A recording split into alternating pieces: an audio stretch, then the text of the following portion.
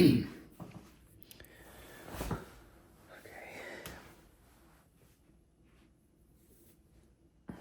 Well, it has been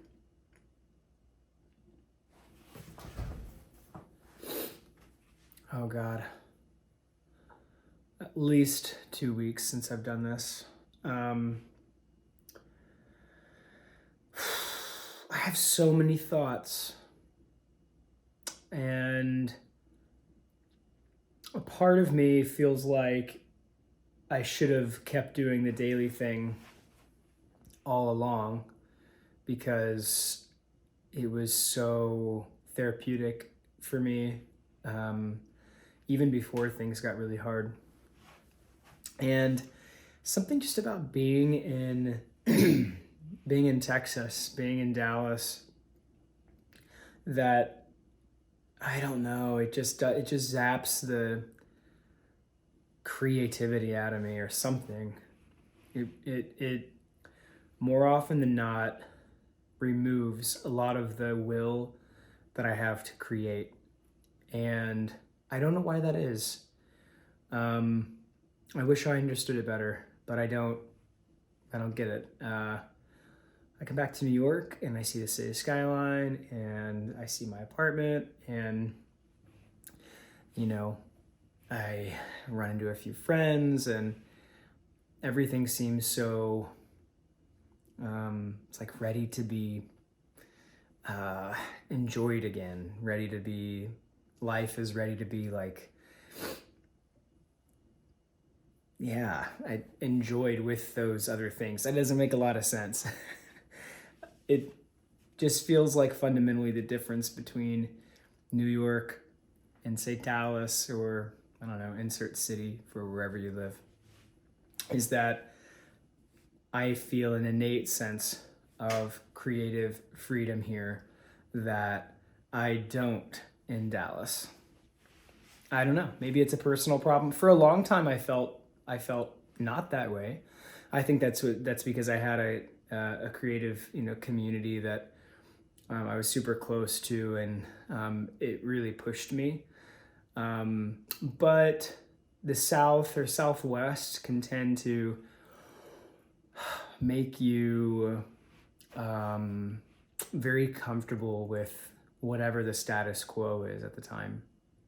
And oftentimes in Texas, that is getting married young, that is having babies soon, that is finding a job that simply pays the bills and provides for the family and gets the roof over the head.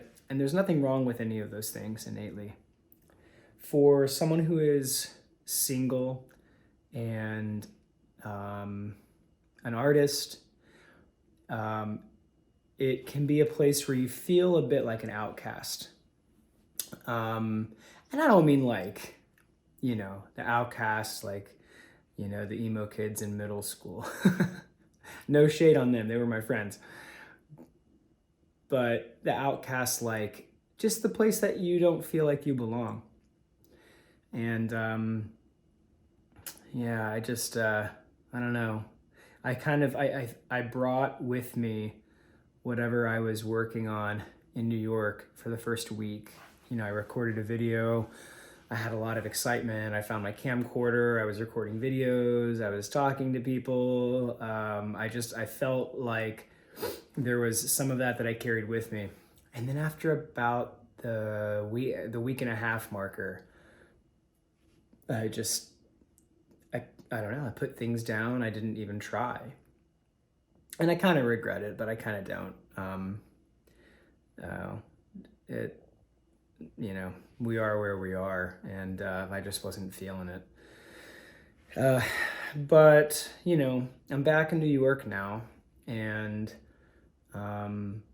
it's funny how whenever you don't do a thing for a while, you tend to sort of lose your, I don't know, not your edge, but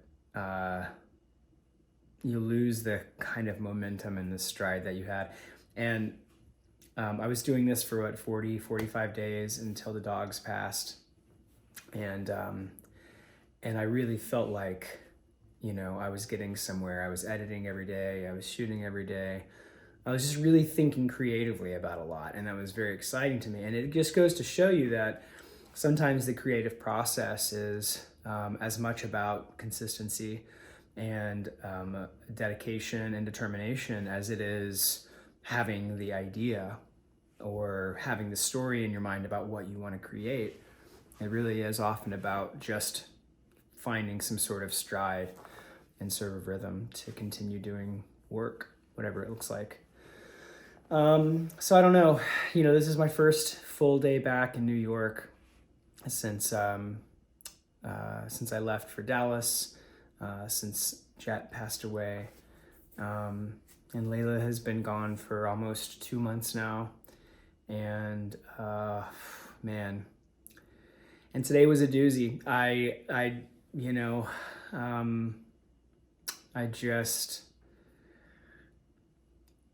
I'm here and I'm in my apartment, and the truth is I don't think I realized how lonely I would feel after they passed. I have so many thoughts around this with my dogs. I can't really get into it all tonight because it's late and I'm tired. But I didn't anticipate coming back and then being like, and then it hitting me like, yeah, dude, like you got, like, no one's in the apartment now. It's just you.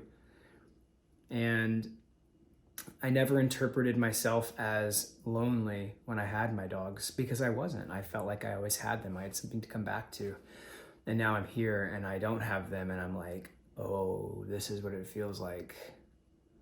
Like I have good friends, I have good family, people checking up on me. It's great. I'm very, very fortunate for that. But yeah, you sit in an apartment in solitude, and all of a sudden it's like the quietness kind of gets to you. And yeah, it becomes its own challenge. But I gave myself a day to kind of recoup and regather myself. It's been very destabilizing. I'll probably share more about my Dallas trip in the coming week or so. I shot a lot. So yeah, I'm probably gonna edit that one into an actual cohesive video. Might be my first official one, I don't know. We'll see. But yeah, and today, I really hope I don't cry. Today I went and picked up Jet's ashes. I haven't looked at them yet. I did the same thing for Layla. I actually didn't even want to record tonight, but I felt like it was, I did this for Layla whenever I got her ashes back, and now that I have Jet's, and it's all kind of complete now, for lack of a better word. I felt like it was important to do this for him as well. For anybody who is just randomly following along, both of my dogs passed in the last couple of months.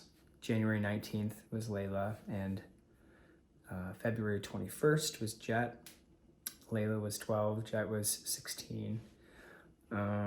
And oh yeah, I had to get out of town. So 3 weeks ago I went to Dallas, and now I'm back, and the vet called me and said, hey, we have Jet here. And it's just, there's a really weird visceral thing.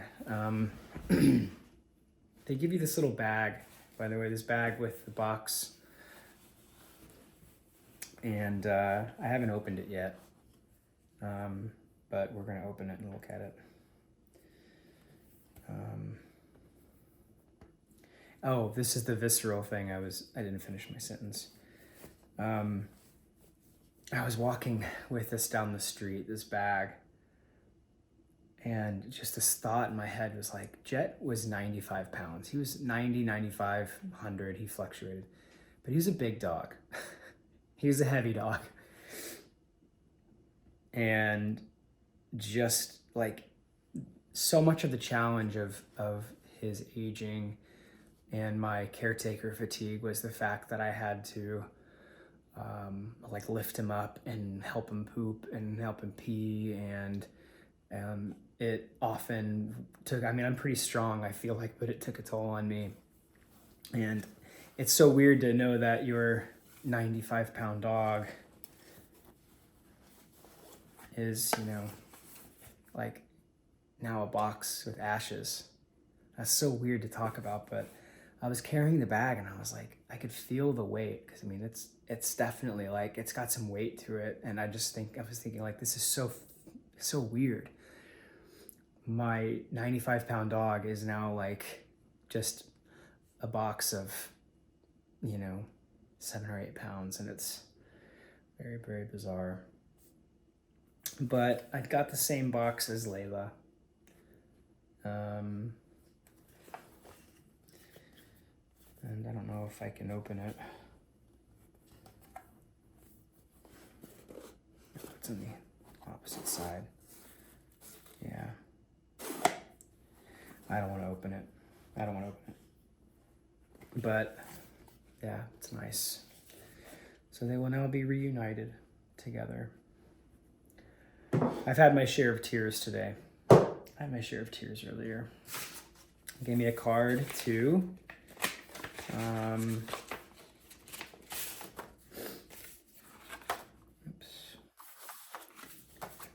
Give you a little thing with Jet's name on it that goes on the urn. Yeah, and they give a certificate of cremation.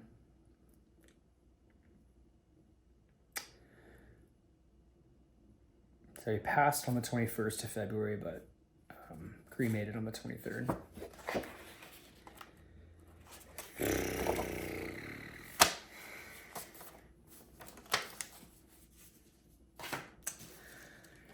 And just like Layla, they give you this little paw print. And Jet's is bigger than Layla's. Layla had a smaller one.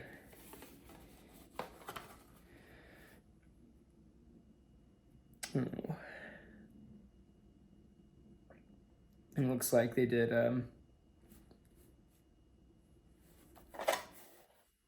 2 paw prints.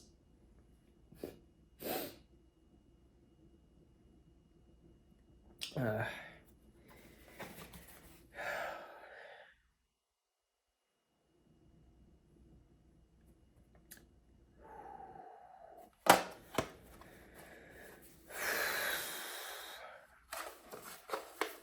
man.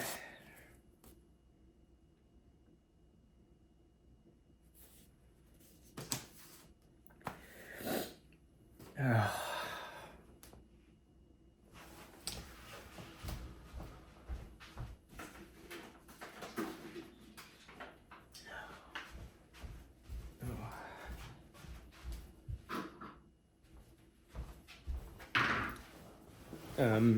It's looking a little shoddy right now, but the vet delivered this for Jet.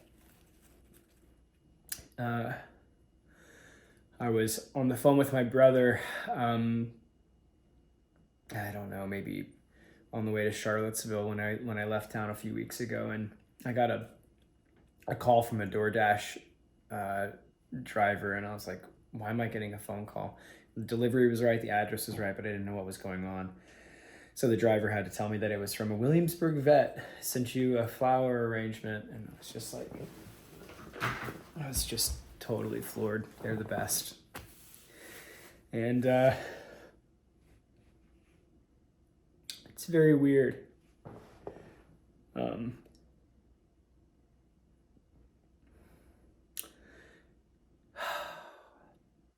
Saying goodbye to both of them.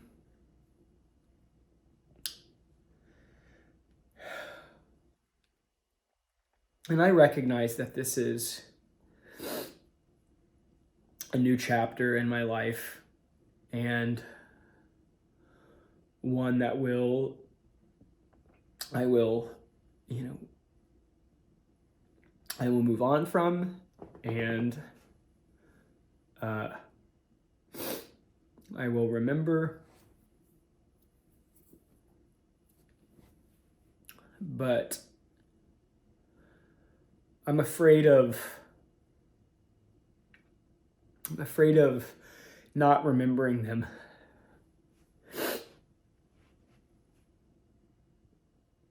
Or I'm a human and I wasn't perfect, and so remembering elements of the bad that I wish that I could go back and change.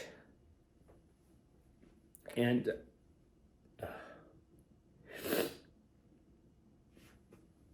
but their lives were so much more than that.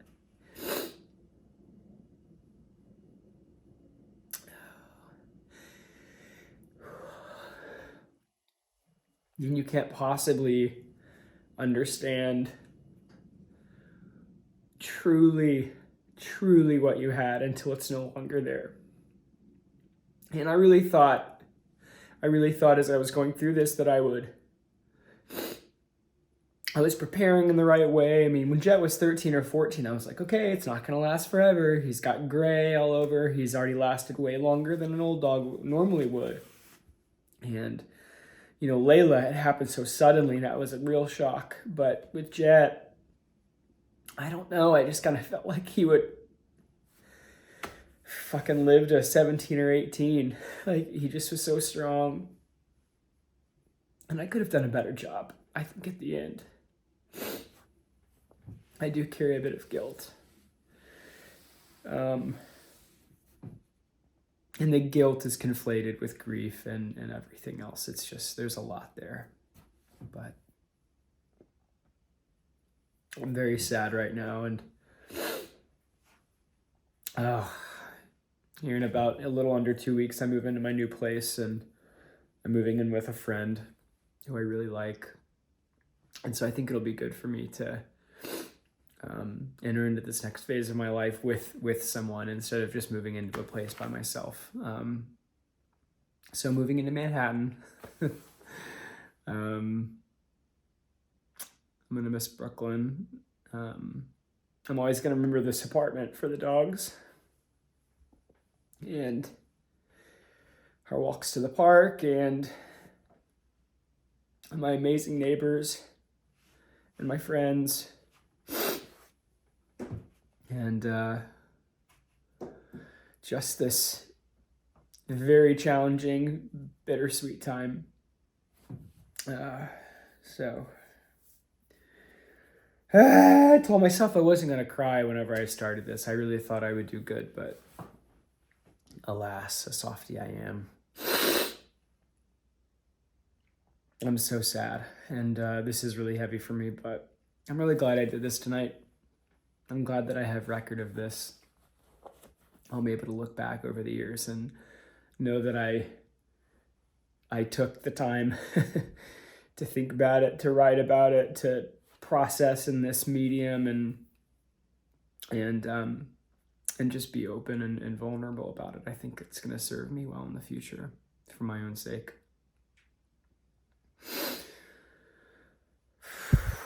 Oh man, this is 5 times longer than I wanted it to be, but it is what it is.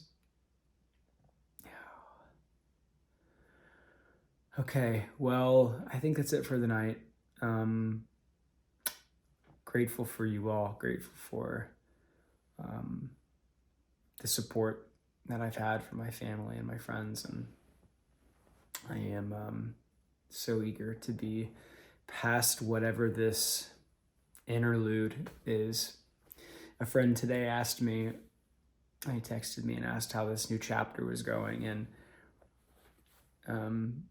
it was a sensitive question. It was a good question because it is a new chapter, but this doesn't feel like a chapter yet. It feels like that last chapter ended and I'm in the interlude, and this is not a particularly happy interlude. It's an interlude that's kind of dark and kind of sad, but also full of hope. So whatever that looks like, I'm here for it, and I am gonna just keep trying to push on. So yeah, I'm gonna leave you with that, and I'm going to go to sleep because I need it. All right, signing off. See you soon.